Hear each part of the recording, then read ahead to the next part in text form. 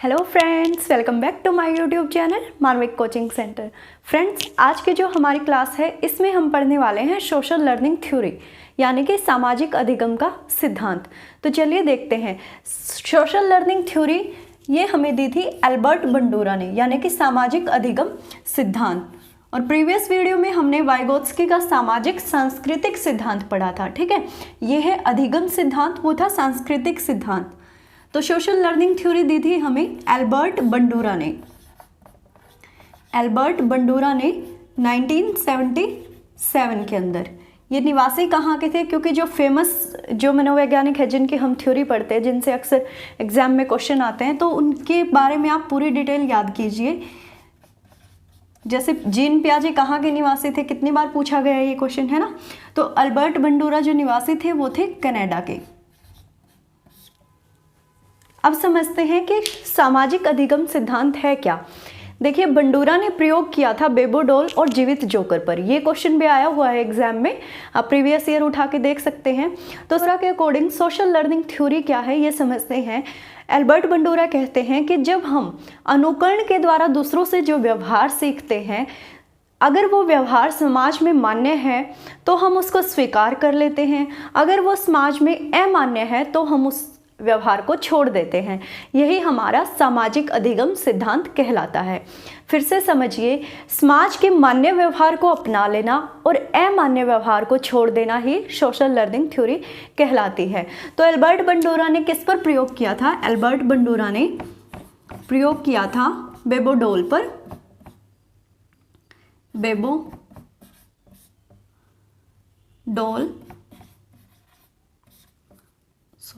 डोल और जीवित जोकर पर। ठीक है, अब ये क्या करते हैं, बच्चों को एक 5 मिनट की फिल्म दिखाते हैं। एक फिल्म दिखाई जाती है बच्चों को कि एक रूम है जिसके अंदर बहुत सारे टॉयज़ हैं और वहाँ पर एक बहुत बड़ा खिलौना रखा हुआ था जिसको हम बेबोडोल कहते हैं। ठीक है, तो जैसे ही बच्चे उसके अंदर जाते हैं तो बच्चा जो है वो इस डोल के साथ आक्रामक व्यवहार करता है, इसके बाल खींचता है, इसको मारता है। ठीक है, ये जो पार्ट है ये सभी बच्चों को दिखाया जाता है। फिर लास्ट की जो क्लिप होती है थोड़ी सी, वो बच्चों को डिवाइड कर दिया जाता है। हाफ बच्चों को दिखाया जाता है कि उसके इस आक्रामक व्यवहार के लिए उसे दंड मिला। ठीक है, मान लो कि फर्स्ट क्लिप के लास्ट में दिखाया जाता है कि बच्चों को ये आक्रामक व्यवहार जो किया है बेबोडोल के साथ उसके लिए दंड मिला। सेकंड हाफ बच्चों को दिखाया जाता है कि पुरस्कार मिला, और थर्ड हाफ बच्चों को दिखाया जाता है कि ना तो पुरस्कार मिला है और ना ही दंड। ठीक है, ये प्रयोग करते हैं एल्बर्ट बंडूरा। फिर इस फिल्म को कक्ष में चलाते हैं और बच्चों से ओपिनियन लेते हैं। तो जो 50% स्टूडेंट्स होते हैं उनको ये आक्रामक व्यवहार वाली वीडियो जो है पसंद आती है। ठीक है, 30% स्टूडेंट्स को पुरस्कार वाली वीडियो पसंद आती है और बाकी जो स्टूडेंट बच जाते हैं वो उदासीन मिलते हैं, यानी कि उनको कोई भी मूवी पसंद नहीं आई। ठीक है, और इस प्रयोग से एक और बात पता चलती है कि जिन बच्चों को वीडियो के लास्ट में ये दिखाया गया था कि अगर आप ऐसा व्यवहार करोगे तो आपको दंड मिलेगा, जब हम उन बच्चों को उसी खिलौने वाले रूम में लेकर जाते हैं तो वो आक्रामक व्यवहार प्रदर्शित नहीं करते, क्योंकि वहाँ पर क्या दिखाया गया था कि दंड मिलेगा। तो बच्चे के दिमाग में कहीं ना कहीं ये चीज़ सेट हो जाती है। तो ये जो बच्चे हैं जिन्होंने दंड वाली मूवी देखी थी वो आक्रामक व्यवहार प्रदर्शित नहीं करते, आक्रामक व्यवहार प्रदर्शित नहीं करते। ठीक है, ये जो बच्चे हैं जिनको पुरस्कार मिला था ये वही व्यवहार करते हैं जो उस मूवी में दिखाया गया था। ठीक है, और कुछ बच्चे हैं जो उस रूम में कोई प्रतिक्रिया नहीं करते।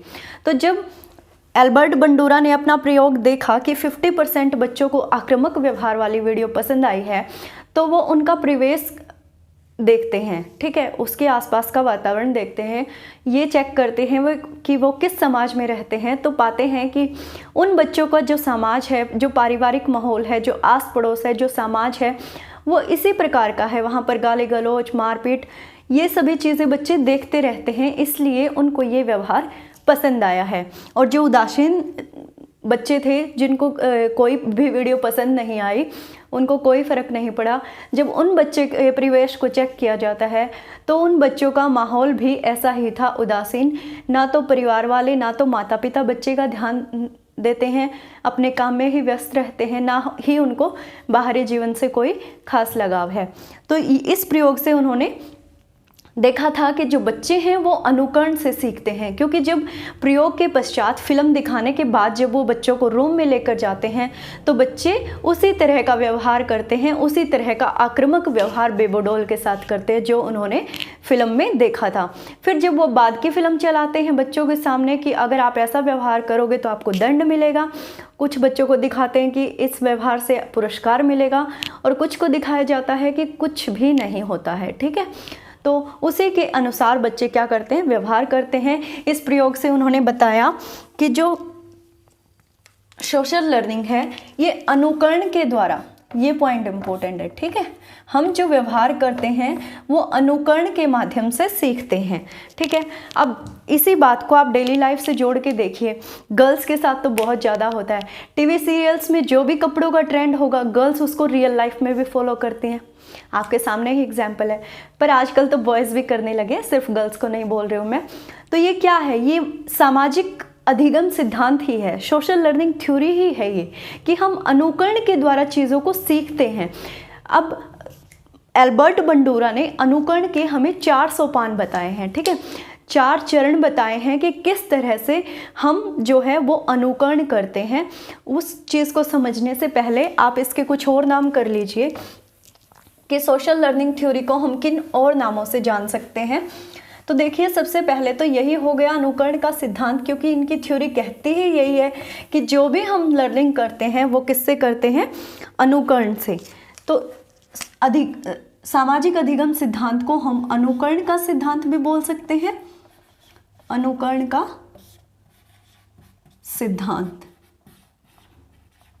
ठीक है, अब जब इन्होंने बच्चों को मूवी दिखाई थी और फिर बच्चों को उसी रूम में छोड़ा और बच्चों ने वही व्यवहार किया, तो वहाँ से क्या बात पता चलती है कि बच्चों ने जो फिल्म दिखाई है उसको ऑब्जर्व किया है, उसको देखा है, उसका निरीक्षण किया है कि उस रूम में जो बच्चा था वो बेबोडोल के साथ कैसा व्यवहार कर रहा था, तभी उन्होंने अपने उस व्यवहार को प्रदर्शित किया है। तो यहाँ से एक और नाम निकल के आता है कि हम इसको प्रेक्षणात्मक सिद्धांत भी बोल सकते हैं, यानी कि निरीक्षण का सिद्धांत या ऑब्जर्वेशनल थ्योरी, प्रेक्षणात्मक सिद्धांत, या फिर आप इसको क्या बोल सकते हो, निर्देशन का सिद्धांत, निर्देशन का सिद्धांत, या फिर और क्या नाम बोल सकते हो आप, इसको क्या नाम दे सकते हो, अवलोकनात्मक सिद्धांत। बच्चों ने अवलोकन किया है, जैसे जीवित जोकर का भी जो प्रयोग करता है एल्बर्ट बंडूरा, तो वो क्या देखता है, जब बच्चों के सामने वो फिल्म दिखाता है और फिर बाद में जब बच्चे जोकर को देखते हैं तो जो फिल्म में प्रतिक्रिया दिखाई गई थी सेम वही प्रतिक्रिया बच्चे करते हुए पाए गए। जैसे जोकर हंसा रहा था, हिल रहा था, अलग अलग फेस बना रहा था, तो बच्चे भी वही कोशिश कर रहे थे। तो वहाँ पे बच्चों ने क्या किया था, अवलोकन किया था, इसलिए हम इसको अवलोकनात्मक सिद्धांत भी बोल सकते हैं, अवलोकनात्मक सिद्धांत। ठीक है, और यहाँ पे एक और इम्पोर्टेंट पॉइंट नोट करो, इनका जो ये सिद्धांत था सामाजिक अधिगम सिद्धांत, ये भी संज्ञानवादी विचारधारा के थे। ठीक है, इसलिए इनके इस सिद्धांत को हम सामाजिक संज्ञानात्मक सिद्धांत भी बोल सकते हैं। और क्या नाम दे सकते हैं, सामाजिक संज्ञानात्मक सिद्धांत। और अपने इस सिद्धांत की चर्चा इन्होंने जिस बुक में की थी, वेरी वेरी इंपॉर्टेंट डाल के इस पॉइंट को लिखो, उस बुक का नाम है सोशल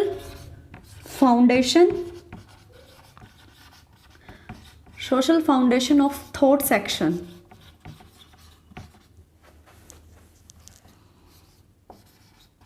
थॉट्स एक्शन। तो इनकी ये जो बुक थी, इस बुक के अंदर इन्होंने सामाजिक अधिगम सिद्धांत जो है वो हमें दिया है। ठीक है, तो यहाँ तक आपने नोट कर लिया होगा। अब हम बात करते हैं चरण की, कि क्या कहते हैं अल्बर्ट बंडूरा कि हम किसी भी चीज़ को किस तरह से, किसी भी व्यवहार को किस तरीके से प्रदर्शित करते हैं। इसके लिए उन्होंने 4 सोपान हमें बताए हैं, तो चलिए समझते हैं।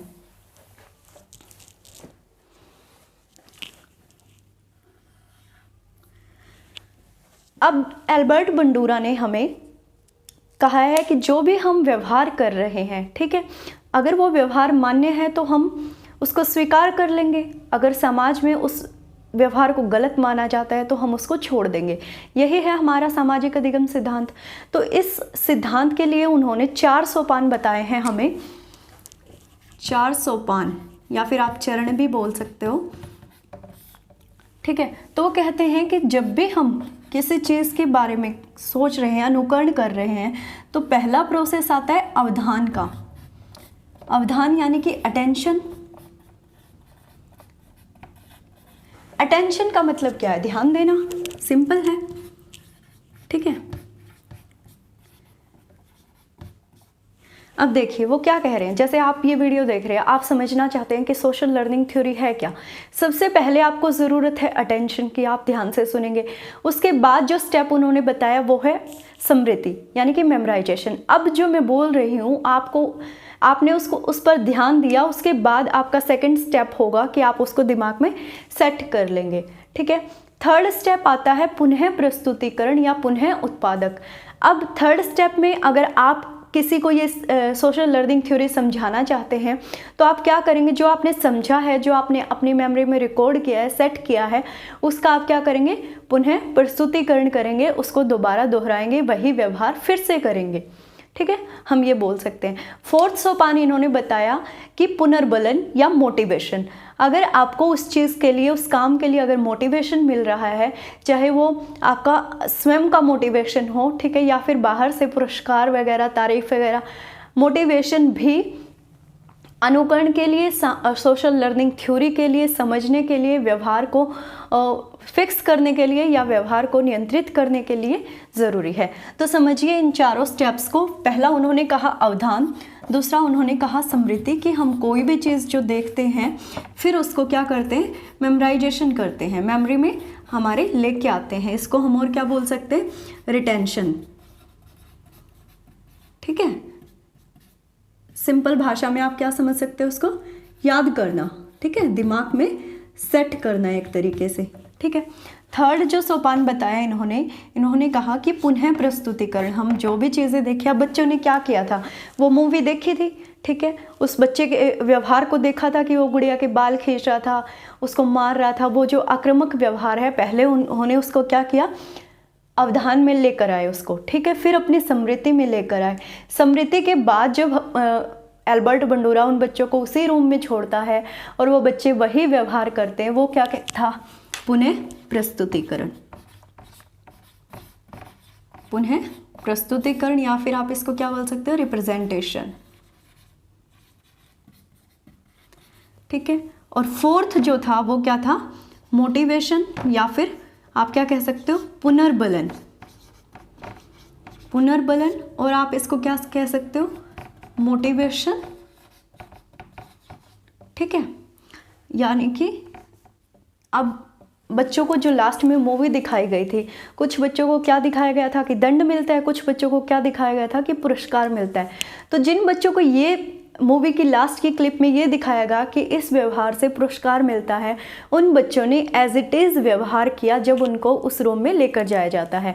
तो ये कहते हैं कि मोटिवेशन का भी बहुत इम्पोर्टेंट रोल है।